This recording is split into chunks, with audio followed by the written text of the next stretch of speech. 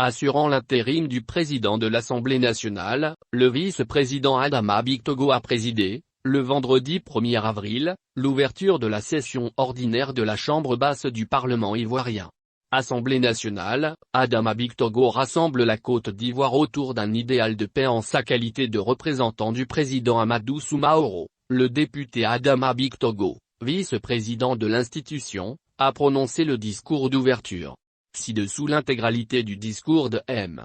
Adama Bictogo. Monsieur le Premier ministre, chef du gouvernement, Madame et Messieurs les présidents d'institutions, Monsieur le ministre d'État auprès du président de la République chargé des relations avec les institutions, Madame et Messieurs les ministres d'État, Mesdames et Messieurs les membres du gouvernement, Excellences Mesdames et Messieurs les ambassadeurs et représentants des missions diplomatiques et consulaires, Excellences Monsieur le nonce apostolique, chers collègues, honorables députés, Messieurs les officiers supérieurs des forces armées nationales, Mesdames et Messieurs les directeurs généraux, honorables chefs traditionnels et guides religieux, chers amis des médias, Mesdames et Messieurs, c'est avec joie que je m'adresse à vous, en ce moment solennel d'ouverture de la session ordinaire de l'année 2022. Ce jour important, qui s'inscrit dans la tradition parlementaire, ouvre une autre page de la vie de notre grande institution. Ce moment privilégié m'offre l'agréable occasion, de dire combien l'Assemblée nationale, dans son ensemble, est honorée de la présence parmi nous aujourd'hui, d'éminentes personnalités qui rehaussent l'éclat de cette cérémonie. Je voudrais, à cet égard, saluer la présence très distinguée de Monsieur le Premier ministre Patrick Achi, représentant son Excellence Monsieur Alassane Ouattara, président de la République de Côte d'Ivoire. Excellence Monsieur le Premier ministre, chef du gouvernement, votre présence parmi nous, ce matin, dans cette prestigieuse enceinte de la représentation nationale, nous honore tout particulièrement, tant il est vrai qu'elle démontre l'intérêt absolu que vous accordez à la vie parlementaire et traduit la qualité des relations entre les différentes institutions de la République. C'est pourquoi, vous me permettrez, chers collègues, de saluer du haut de cette tribune, le travail de nos collègues sénateurs qui dans un esprit de fraternité et de franche collaboration contribuent avec notre Chambre au renforcement de l'ancrage institutionnel de notre pays.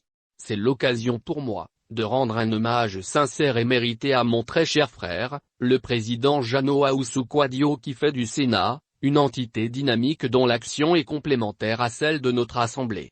Mesdames et messieurs, vous me permettrez également de saluer la présence très appréciée des autres présidents d'institutions.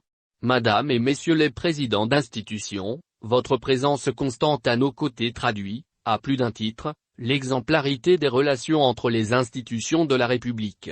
Nous en sommes heureux et vous en remercions très sincèrement.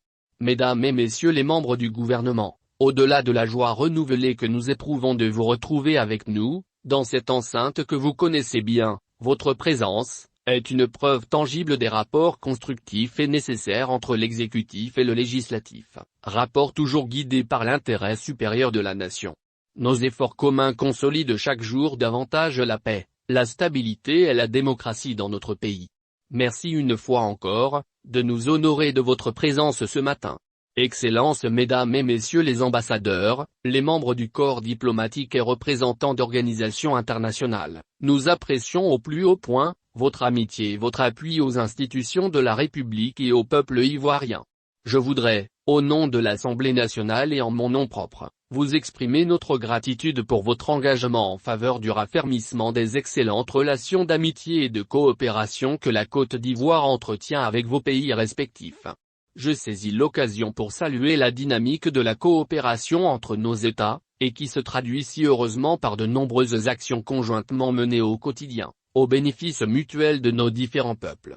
Merci d'être à nos côtés et d'accompagner notre pays sur le chemin de la paix, de la stabilité, du renforcement de la démocratie et du développement. Distingués invités, mesdames et messieurs, je voudrais vous saluer et vous remercier, pour l'honneur et l'amitié que vous nous faites, d'être parmi nous ce matin. Nous apprécions à sa juste valeur votre présence, qui donne tout son sens à cette cérémonie. À ce stade de mon propos, je voudrais me tourner vers les honorables députés, pour saluer à nouveau leur présence individuelle, en ce jour spécial pour notre institution.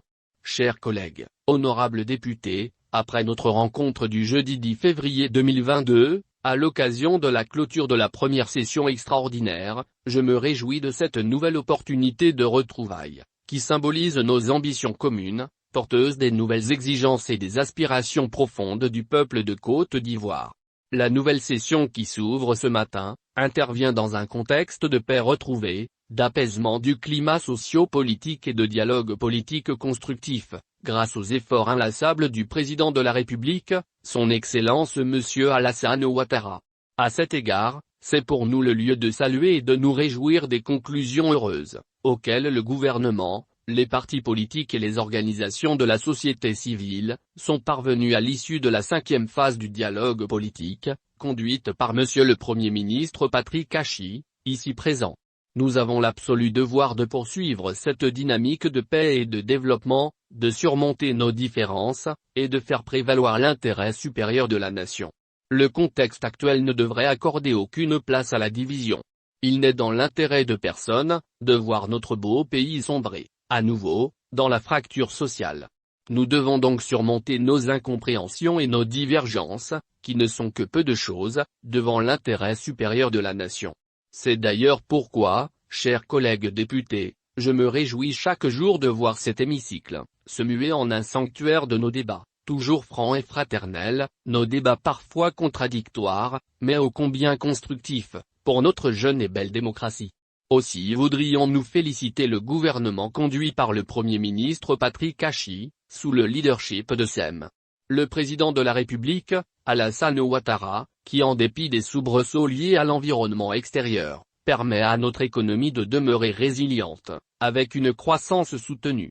Le pays tout entier est en chantier, les Ivoiriens sont au travail et ils y voient leurs conditions de vie s'améliorer, de façon significative, en termes d'augmentation du nombre de centres de santé, de localités électrifiées, de ponts et de kilomètres de routes bitumées, et en termes de mesures idoines pour lutter contre la cherté de la vie. C'est pourquoi, nous rendons un hommage très appuyé à son Excellence le Président de la République, Monsieur Alassane Ouattara, pour son œuvre gigantesque, à la tête de la Côte d'Ivoire et au service des Ivoiriens. Chers collègues honorables députés, Mesdames et Messieurs, la présente cérémonie est le lieu et le moment pour nous, de jeter un regard rétrospectif sur le travail abattu, lors de la session écoulée et de définir nos actions pour l'année 2022. Ainsi, comme il est de coutume, vous me permettrez de relever quelques points saillants, qui ont marqué l'activité législative de la session ordinaire précédente. En effet, au plan législatif, 23 projets de loi ont été examinés et adoptés, dont 6 projets de loi portant autorisation de ratification de conventions internationales, moins 7 projets de loi portant ratification d'ordonnances, moins 7 projets de loi ordinaires à caractère économique, social, politique et culturel.